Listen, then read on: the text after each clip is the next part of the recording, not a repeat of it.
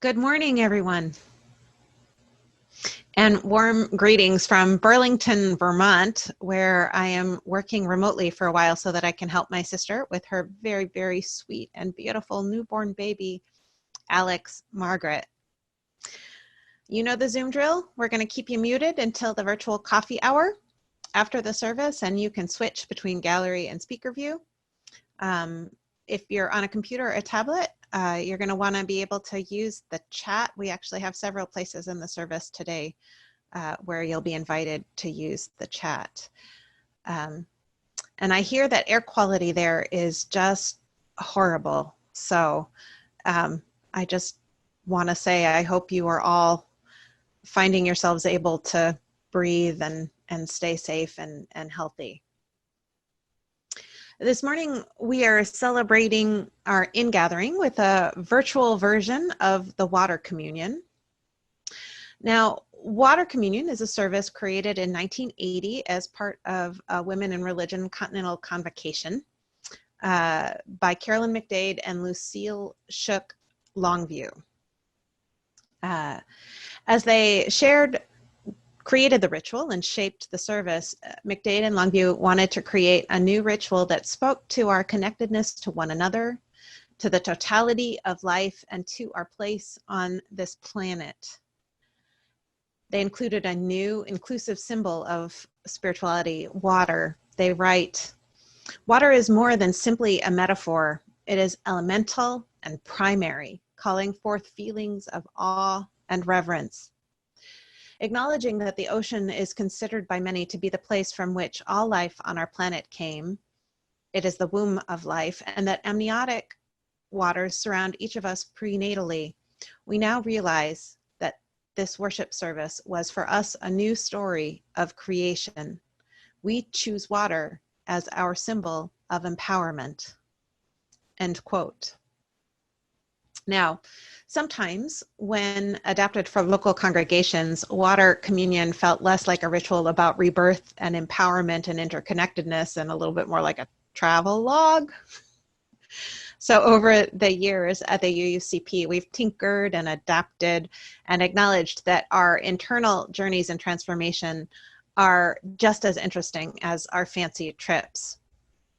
But in this year, when none of us are really supposed to go much of anywhere, we're returning to the roots of this ritual by traveling in our imaginations to our own individual places where we connect with sacred, healing water. Paul, you want to say a few words about the music? Yeah, thank you. And speaking of connecting, we're connecting with some of our fellow congregations in the area through our choral offerings today. In this time when we're not supposed to travel anywhere, we have an opportunity to actually host a multi-state choral event today. We have music one piece written by the music director down at the Boise UU Fellowship, and one piece written by one of the lay leaders at the Soul Weaving ministry up in Spokane. And we have singers from all three, plus some other singers from across the country who will be joining us. So a true sign of that connectedness that we were speaking about represented in our music today. Thanks, Paul. I invite you now to join me in saying our words of welcome. Whoever you are and wherever you've come from, whatever your beliefs, whomever you love, and however bumpy your life's journey, know that you are welcome here. Please go ahead and check in via chat and light your chalice while I share some opening words.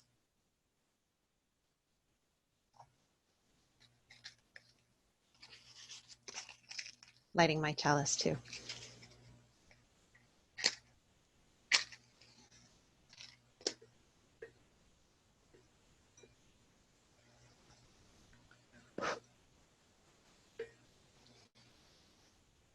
These are by my colleague, the Reverend Lois Van Leer. The elements, fire, water, air, earth. The wind blows the fire that scorches the earth, awaiting the smoldering of water. Even as fire rages on and smoke bellows, even as the earth is wounded in a checkerboard pattern across the west, even as wind teases tendrils into flame and topples electric lines into sparks, water, the rains, the rivers, await their elemental turn, damping, softening, steaming, extinguishing, interrupting the scarring, laying fire to rest, laying the earth to healing, laying air to gentleness. We wait with water for the end. In the meantime, we bring our concerns, our anxiety, our fear, our sorrows, and place them in the bowls that are deep enough and wide enough to hold them all.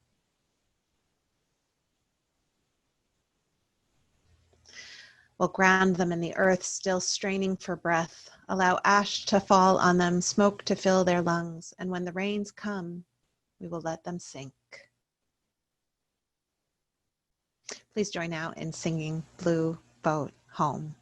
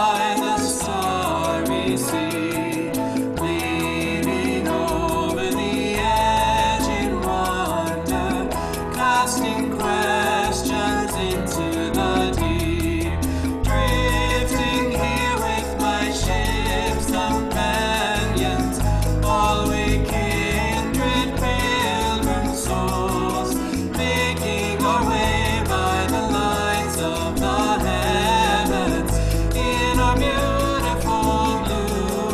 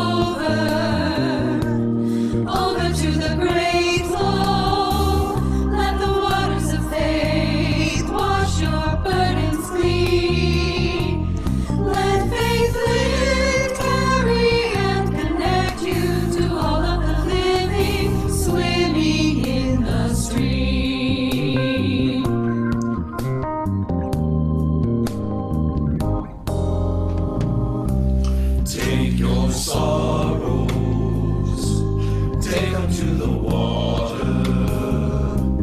Take those sorrows to a cool, glassy lake.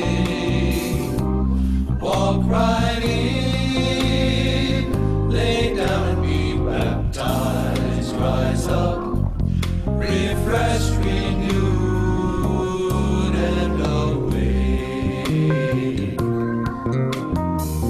Oh, give yourself over to the great flow. Let the waters flow, wash your sorrows clean. Let hope live, carry, and connect you to all the living, swimming in the stream.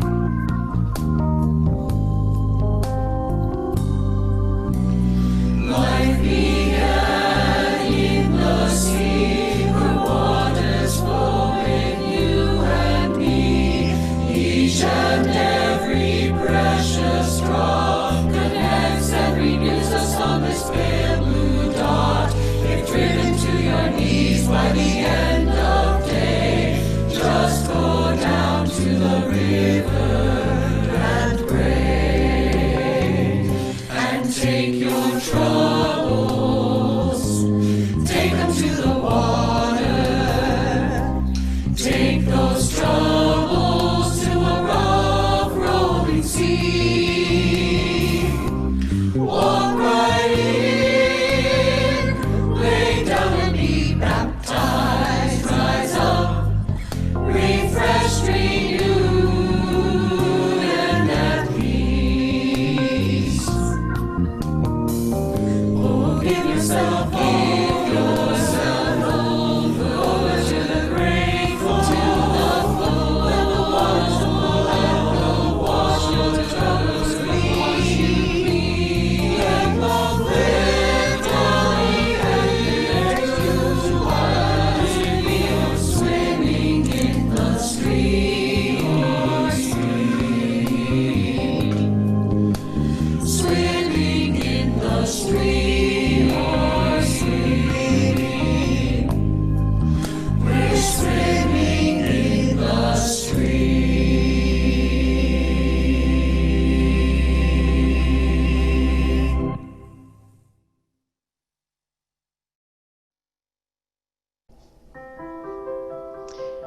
The gathering of the waters.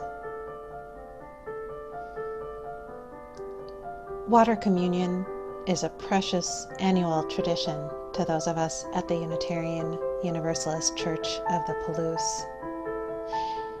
In the years that I've been serving, each year water communion is prefaced by many conversations on how to create enough stations to allow everyone to pour their water without having us stuck in the sanctuary all day.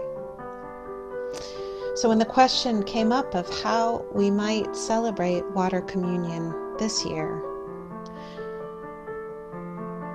figuring out those logistics, of course, was a very, very different conversation. We made the decision to set up a water pouring station in the courtyard outside the church, and we invited people to come and to bring their water and to pour it in. Only a few people took us up on it, and we're grateful to those of you who did. It's so precious and wonderful to see your faces, to see you in that beloved place. The truth is, I cried watching this video, and it wasn't sad tears, it was just love.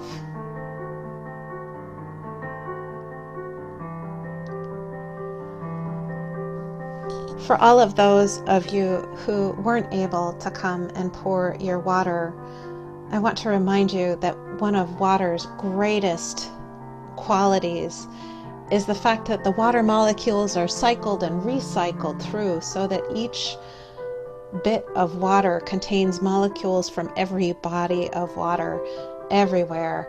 And Each of these bits of water being poured into our shared vessels holds molecules of water that came out of your body as you exhaled.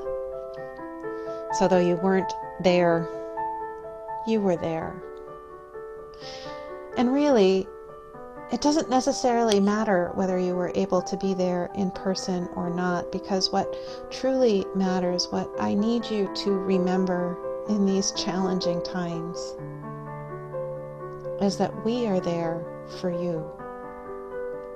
That your community will be there, standing by, ready to hold you or support you or give you the things that you need to stay human, to stay kind and compassionate, to continue to be the beautiful, wise humans that you are.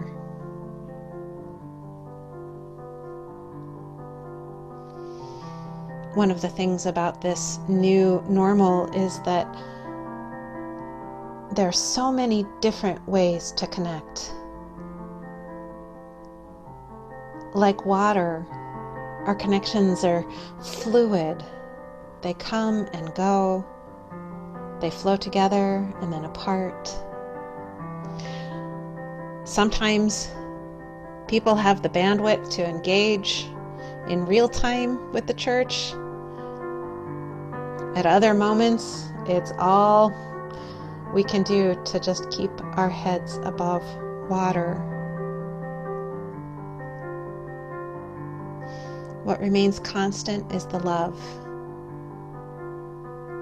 the commitment, the faith that what we do matters, and that together we are more than the sum of the parts.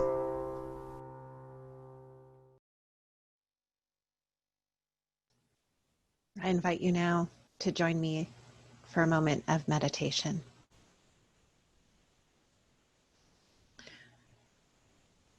We need water. Our brain needs water to manufacture hormones and neurotransmitters. It's water that allows our cells to grow, reproduce, and survive. Water serves as a shock absorber for our brain and our spinal cord.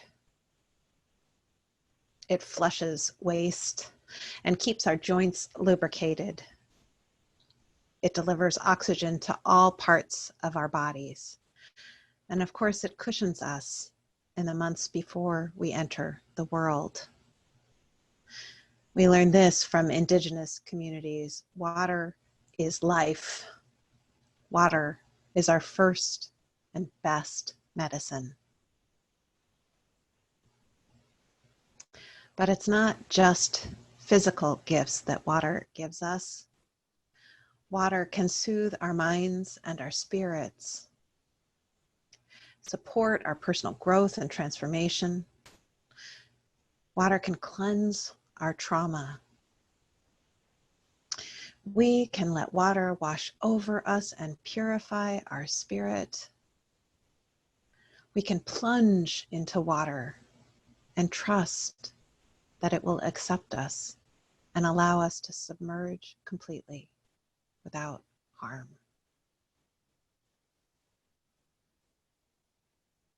Every sip we take, every watery place we visit offers us healing and blessing and peace. May we accept these gifts with gratitude in hope that the strength we gain from the water might support us in living lives of goodness and courage. I invite you to rest in the silence now for a moment. Imagine yourself floating in the love of this community, in the peace that water offers.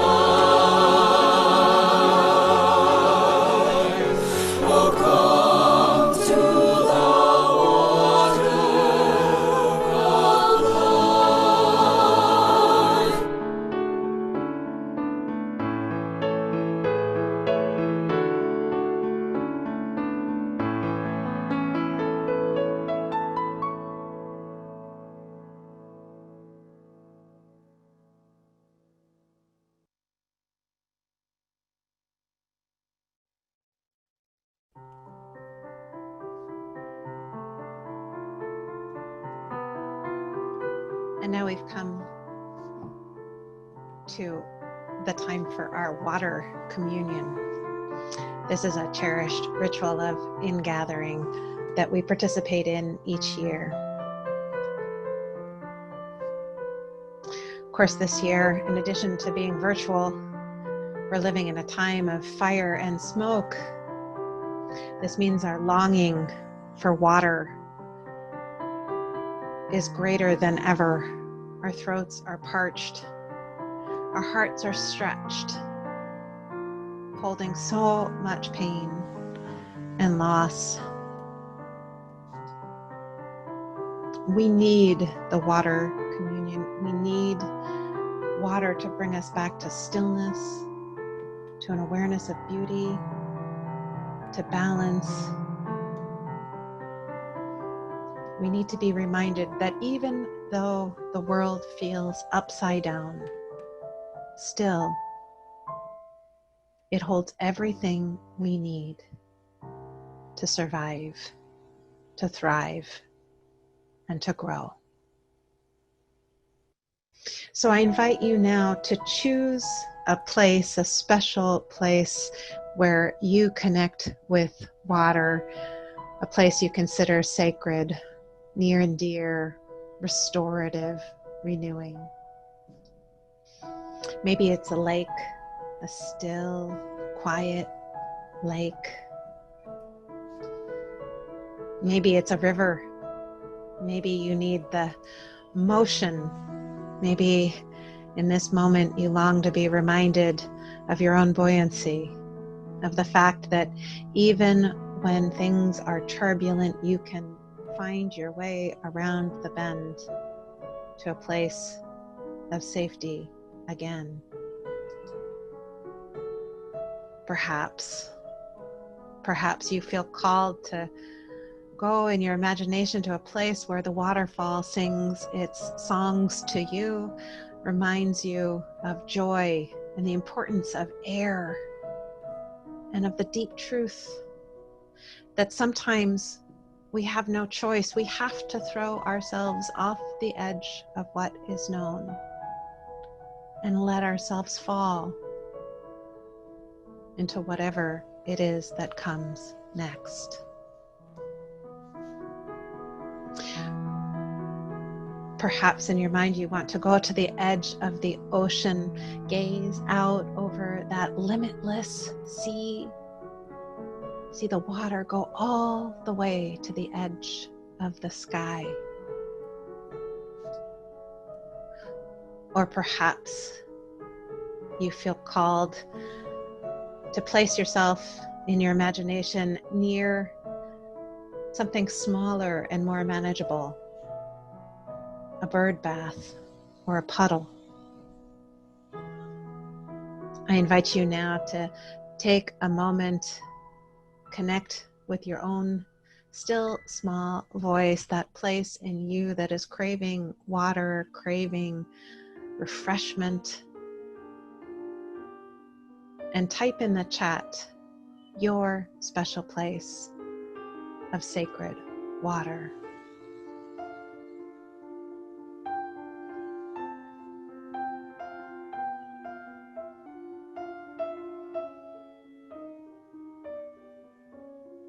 And as you imagine yourself in this place that is calling to you in this moment, I invite you to open to this question.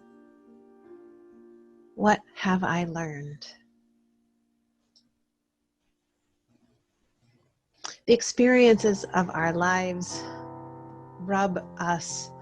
They take off our rough edges, make us smooth like pebbles in the river. And we bring the things that we've learned through our experiences back to our community to share our unique insight. The whole community, all of the people we care about, benefit from these experiences that have tumbled and turned us, have revealed our true shape. Victoria Seaver has learned that baby steps are okay. Peggy Jenkins has learned that every sentient being has luminosity and clarity of mind. Molly Smith has learned that now is all we ever really have.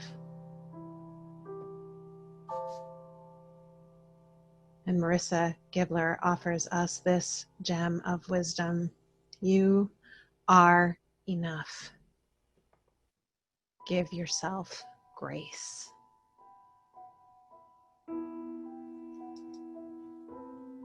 And I invite you now to share your wisdom in the chat, that the ripples of what you know and are willing to share might touch and comfort others in this circle of compassion and love.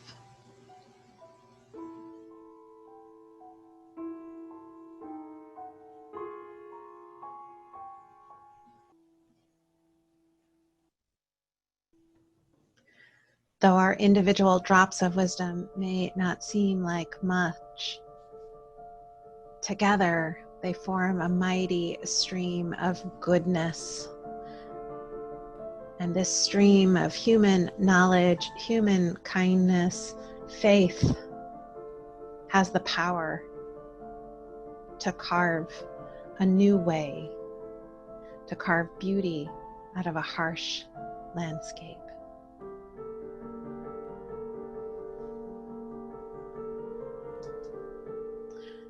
Next, I invite you to ask yourself in your sacred special spot by water, is there something you need?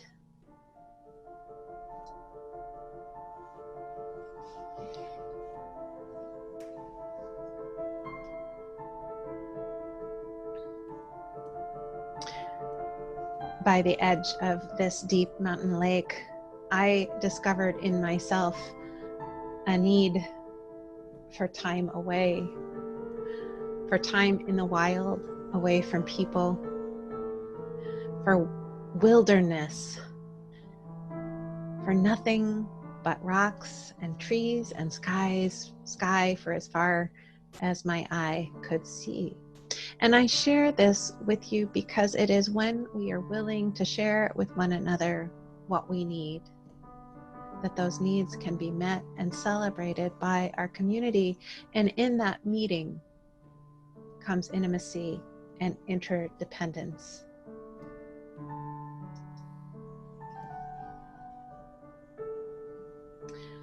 Melody Ray needs to share her curiosity, awe, and interest in lots of stuff with other people. Taran Yuri needs for us to love him exactly as he is, and boy, do we. With every fiber in my body, you sweet boy. Michael Irvin needs for Black lives to matter. We all do. No justice, no peace.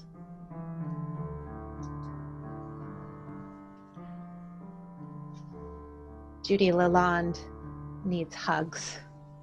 Boy, do I miss hugs too.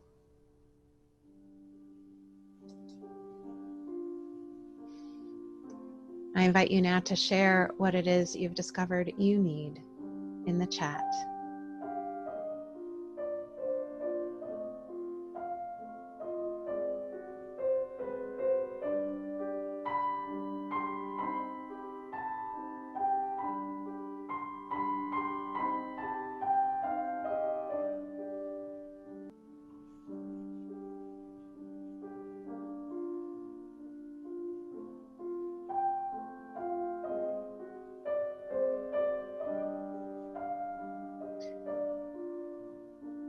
As we express our needs and others meet us there at that edge, the edge softens and we find ourselves bound one to another in love and respect.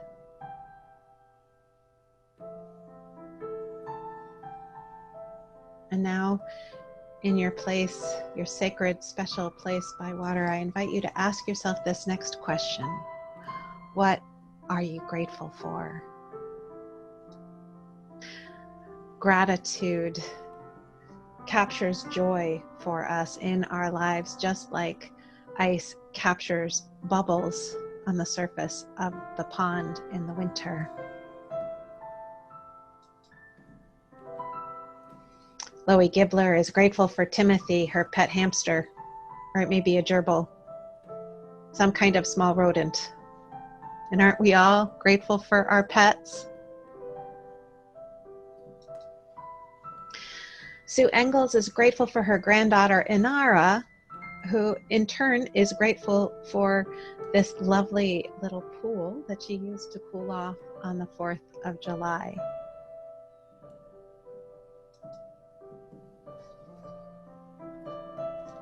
Zena Hartung is grateful for her bird bath. For many years, she watched the birds use this concrete bath, and it grew into a place of deep contemplation and gratitude. Now at her new home in Moscow, she doesn't have a bird bath, but she's hoping to recreate it here, to create a spot where she can provide a small respite for nature. And Brandy Yuri is grateful for the creativity of our beloved community in maintaining connections.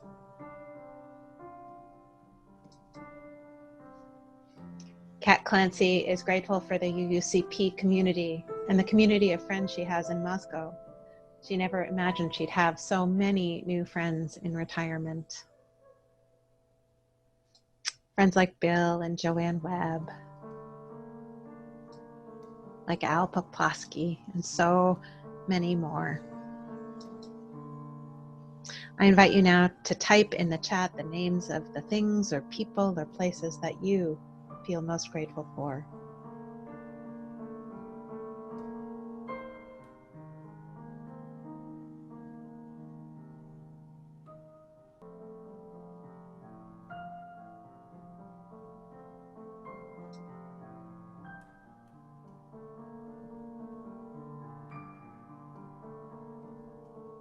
In this place, this special sacred place by water, where you have rested for this time, where you've touched into what you know, what you need, what you're grateful for.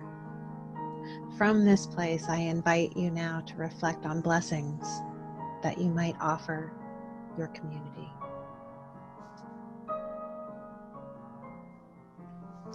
When we reflect on what exactly a blessing is and who has the right to give one, it's important to name that our Unitarian Universalist faith sees blessing as an act of offering love,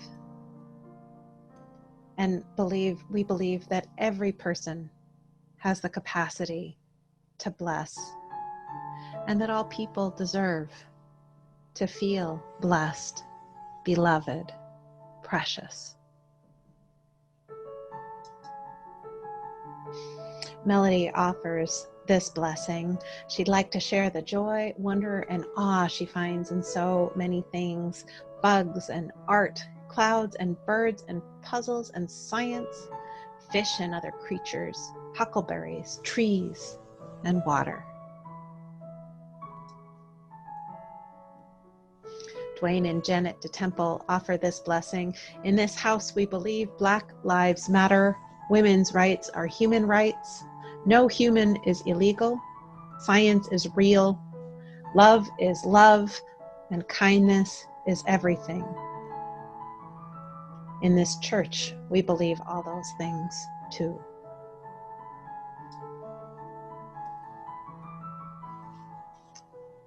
Rich and Judy say to us, may you be well, may you be at peace, may you be joyful, may you be filled with loving kindness.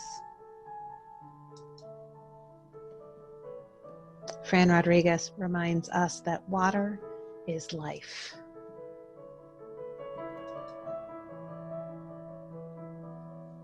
I invite you now to take a moment and type in the chat as Spirit moves a blessing that you would like to offer this community or the world.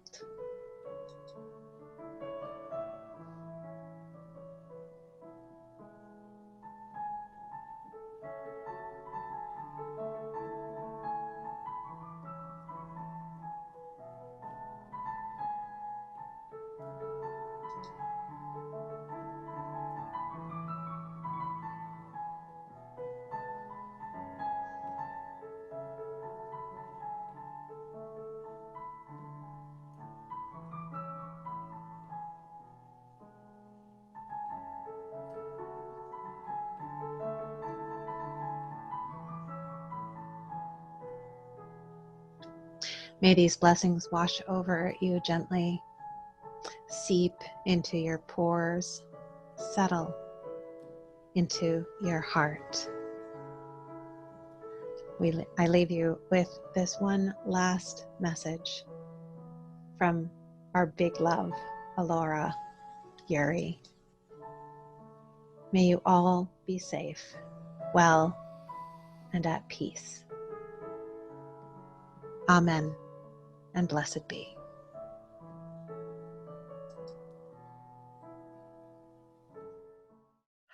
It is now time for our water blessing. Hopefully you received a little package from us on your doorstep or in the mail.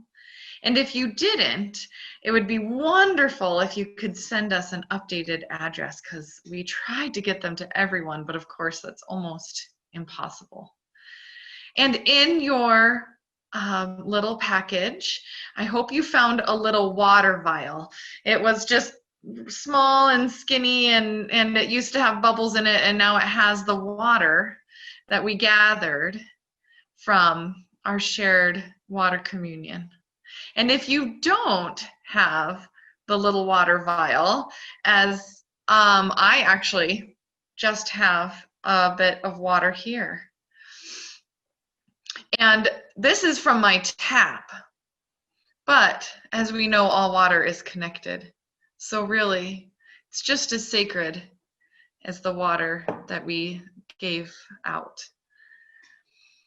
So let's take a moment and find your water or get some water from your tap. Hopefully you have it now. And what I'd invite you to do is to hold your container of water in your hands. If there's more than one person participating in your household, you can pass it around. Give everyone a chance to feel the water, feel the shape, the temperature. And then I'd invite you to maybe close your eyes and imagine this water glowing, filled with the love of the gathered community, with the interconnectedness of all life. Let this water be precious and sacred, a gift from the universe to you. When you are ready, pour just a little drop of water into your hands. Don't pour it all at once, because we'll need it throughout this blessing. Rub your hands together and then gently bring them up to your head. As our hands rest here atop the hair, skin, and bones that protect our brain, let us dedicate our thought to that which promotes life. On the days when fear or irritation or frustration pull us away from the person we want to be, may the love of this community and the goodness of the world help us remember to speak and act with integrity, care, and bravery. Pour a little more water into your hands. Rub them together and gently lay them on your belly. This is our home of intuition and of our emotions. For those of us who have uteruses, it is also the place where life begins. Breathe deeply into your belly and feel your hands rise and fall.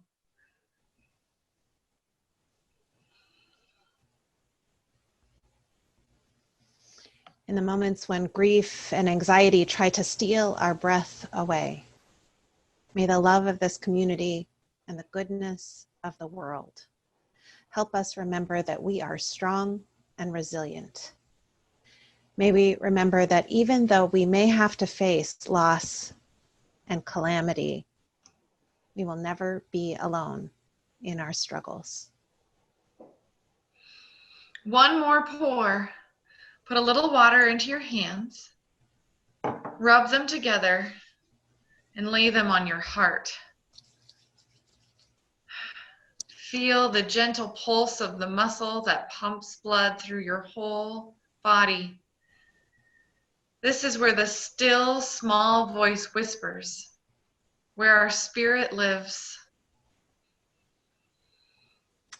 In the moments when we feel alone, ugly, flawed, or broken, may the love of this community and the goodness of the world help us remember that we are precious and beautiful and perfect in our imperfections. May we rest in the knowledge that we are enough, that we're not meant to be anyone but the exact person we happen to be in any given moment. May we know ourselves held in a love that holds all we love. So much love. Mind, heart, and spirit, we are here with you. You are here with us. Mind, heart, and spirit, with all that we are here for you. We are here for one another. So be it. And blessed be.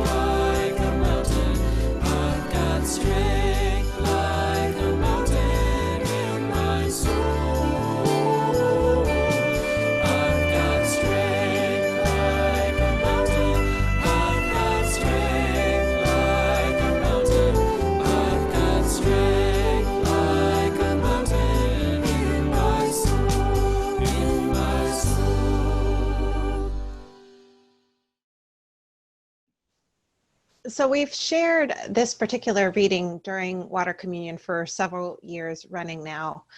There are certain lines that have settled into my mind and heart, and I hope the same is true for you.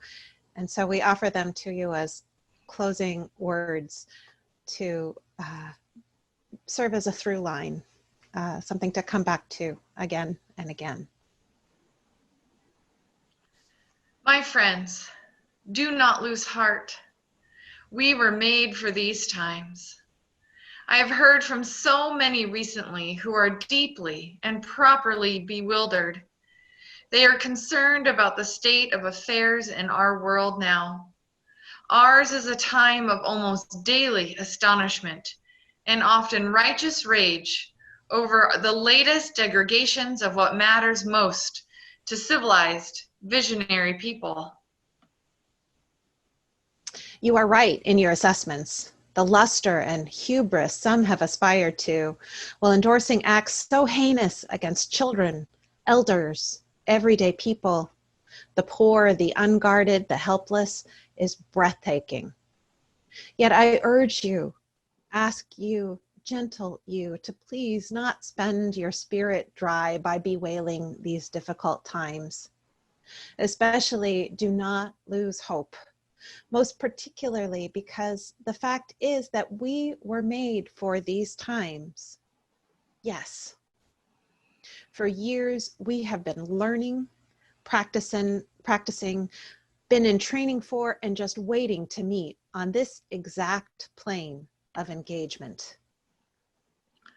I grew up on the Great Lakes and recognize a seaworthy vessel when I see one. Regarding awakened souls, there have never been more able vessels in the waters than there are right now across the world. And they are fully provisioned and able to signal one another as never before in the history of humankind. Look out over the prow. There are millions of boats of righteous souls on the waters with you. Even though your veneers may shiver from every wave in this stormy royal, I assure you that the long timbers composing your prow and rudder come from a greater forest. That long-grained lumber is known to withstand storms, to hold together, to hold its own, and to advance regardless. In any dark time, there is a tendency to veer towards fainting over how much is wrong or unmended in the world. Do not focus on that. There is a tendency too to fall into being weakened by dwelling on what is outside your reach, by what cannot yet be. Do not focus there. That is spending the wind without raising the sails. We are needed. That is all we can know. And though we meet resistance, we more so will meet great souls who will hail us, love us, and guide us, and we will know them when they appear. Ours is not the task of fixing the entire world at once, but of stretching out to mend the part of the world that is within our reach. Any small, calm thing that one soul can do to help another soul, to assist some portion of this poor, suffering world, will help immensely. It is not given to us to know which acts or by whom will cause the critical mass to tip towards enduring good. What is needed for dramatic change is an accumulation of acts. Adding to, adding more, continuing. We know that it does not take everyone on earth to bring justice and peace, but only a small, determined group who will not give up during the first, second, or 100th gale. One of the most calming and powerful actions you can do to intervene in a stormy world is to stand up and show your soul. Soul on deck shines like gold in dark times.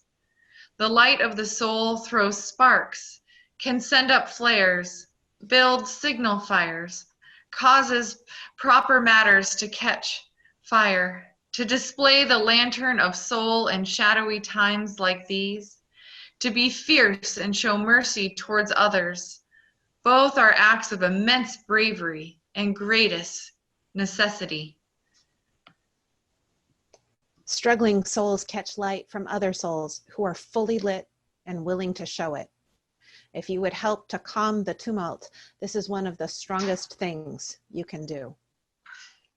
There will always be times when you feel discouraged. I too have felt despair many times in my life, but I do not keep a chair for it. I will not entertain it. It is not allowed to eat from my plate. The reason is this. In my uttermost bones, I know something, as do you. It is that there can be no despair when you remember why you came to earth and what you choose to serve. The good words we say and the good deeds we do are not ours. They are the words and deeds of the love who brought us here. In that spirit, I hope you will write this on your wall. When a great ship is in harbor and moored, it is safe, there can be no doubt. But that is not what great ships are built for.